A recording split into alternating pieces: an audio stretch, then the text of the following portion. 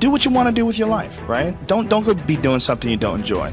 Don't do something don't get locked into, a car that you can't afford and doing something crazy because you need the money. Don't do that. Do what you want to do. Do what the f is it that you really want to do? Because if someone else is doing it, you can do it, I mean, everybody makes their own path through this world, but a lot of people don't follow the path that they really feel pulled to. There's, for whatever reason, they got negative programming. When they were kids, someone told them they couldn't do it, or told them to take the shortcut, or take the short route. That's a sad thing, man, when you talk to dudes, especially like talented dudes, and they don't follow up with what they want to do. Even if other people can't see through their filter of criticism, you're still driven by love. Every one of you is a piece of all that is. Every one of you. And if that critical mind comes up and says not good enough in any sense, there's a point where you have to stand back and say, that's not me. I am more than the program. And when you let go of that problem of self-criticism, you learn and experience for the first time in your life self-love. And why is this important? Because as I learned through years, I could not love the people around me until I could learn to love myself. The glory of life on this planet cannot be built by anything else in the universe than what you can do here. You are creators. Own your creativity. Own your spirit. It's not words. It's not devotion. It's a true knowledge. You are spiritual. And that is the opening of life. There are a lot of people who are biting their fingers in fear that they might lose their jobs. But there are few people who have decided within themselves, I'm going to make it. Some people aren't waiting to be cut. Some people are moving on their own because they feel within themselves, I've got what it takes to make it. They're not afraid about tomorrow because of how they see themselves, because of what they feel that they deserve, because of what they feel that they can create for themselves. Because these people have decided, as they look at the future, as they look at themselves, there's a way. Where there's a will, there's a way for me to begin to create a way out of no way. And when you have that kind of consciousness, when you have that kind of spirit, nothing can stop you. Nothing. Have you ever given much thought to the idea that the spoils in life go to the risk takers?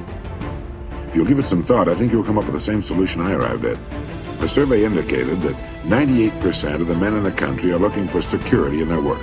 That is, they're mainly interested in losing themselves deep in the warm, nourishing viscera of some large corporation, which is fine. I'm not knocking it. I'm just commenting on it. But these are not, as a rule, the risk takers.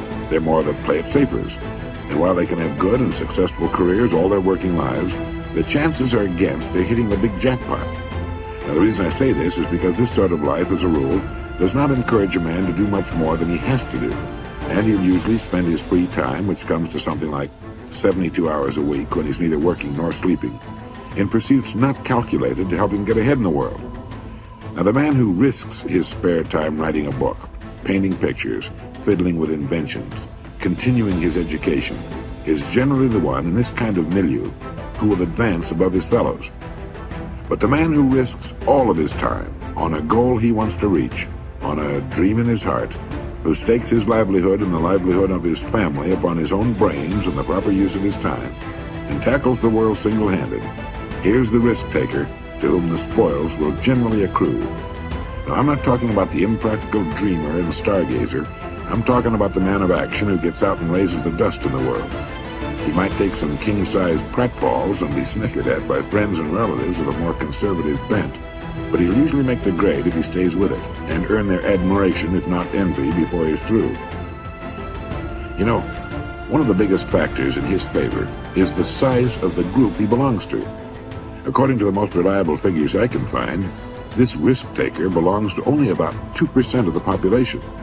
And since he's generally working on an idea that will in some way serve the big 98%, the odds swing rather favorably to his side. Additionally, a man on his own must think. He must devote more of his days to thinking. Conversely, the man with a good steady job who's familiar with his work and surroundings can go along pretty well from day to day without doing any creative thinking at all.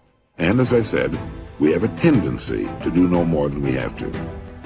Anybody who spends a good deal of his time thinking is going to come up with a good idea once in a while. The law of averages is definitely on his side.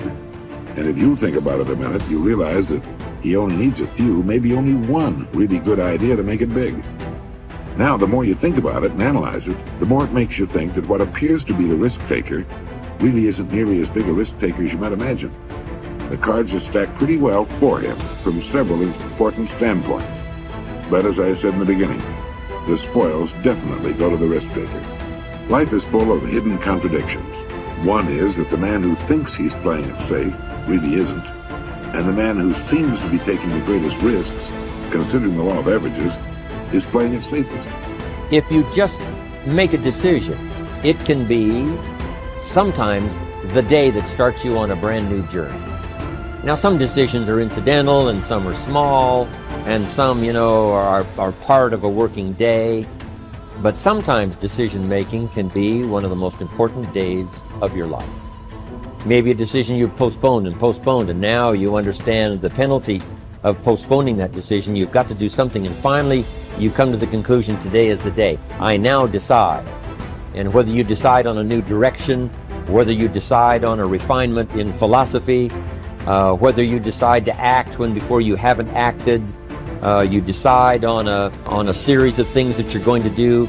Deciding can be such an incredibly important, very exciting, inspirational day. Also, deciding sometimes starts the process of lifting our self-esteem. Sometimes when you look back on it, the day that you decided was just about as exciting as the day when you finally accomplished the project. That when you finally made the decision, you finally got the monkey off your back, as we say in English. You finally, got through whatever barriers kept you from making that decision, and finally you made a decision. And now it seems like the sky is blue and the air is clear and your mind is ready. The adrenaline starts to flow, things start to happen to you from that moment of decision. So that can be an incredible source of inspiration. Now, if you don't follow through, it's not going to last all that long. If you decide and then, postpone and you decide but you still don't get to it for a week or a month or a year, soon all that energy and that source of inspiration is all dissipated. So deciding is inspiring, but not for that long. But once you decide, it can be a very powerful day. But now, of course, you must follow through. But if there's some things you've been postponing, some decisions you have just, haven't gotten to, I would ask you to just, take out your journal and just go through, what have I been postponing that's not going to be better for my health? It's not going to be better for my future. It's not going to enhance my finances. Maybe a problem needs to be solved. I got to decide when I'm going to do it and how I'm going to proceed. I need to get to it. I promise you, if you'll go through some of that list and start making those decisions, your inspiration will start to flow, and those could be very critically important, exciting days. Indecision is the thief of opportunity. Indecision means the door is still closed. Indecision means the opportunity waits. Indecision means what could be is postponed or may never be. And those are all the penalties of indecision. And sometimes we can't make a snap judgment. We can't decide immediately on something so important. But after a while, we must understand sometimes the heavy penalty of putting off our decision making. So, one source of inspiration, deciding. Nothing is so embarrassing as watching someone do something that you said could not be done. People who embrace possibility thinking are capable of accomplishing tasks that seem impossible because they believe in solutions. When you believe you can do something difficult and you succeed, many doors open for you. Big thinkers are specialists in creating positive, forward-looking, optimistic pictures in their own minds and in the minds of others. If you embrace possibility thinking, your dreams will go from molehill to mountain size, And because you believe in possibilities, you put yourself in position to achieve them. The winners in life think constantly in terms of I can, I will, and I am. Losers, on the other hand, concentrate their waking thoughts on what they should have done or what they don't do. If you believe you can't do something, then it doesn't matter how hard you try, because you've already lost. If you believe you can do something, you have already won much of the battle.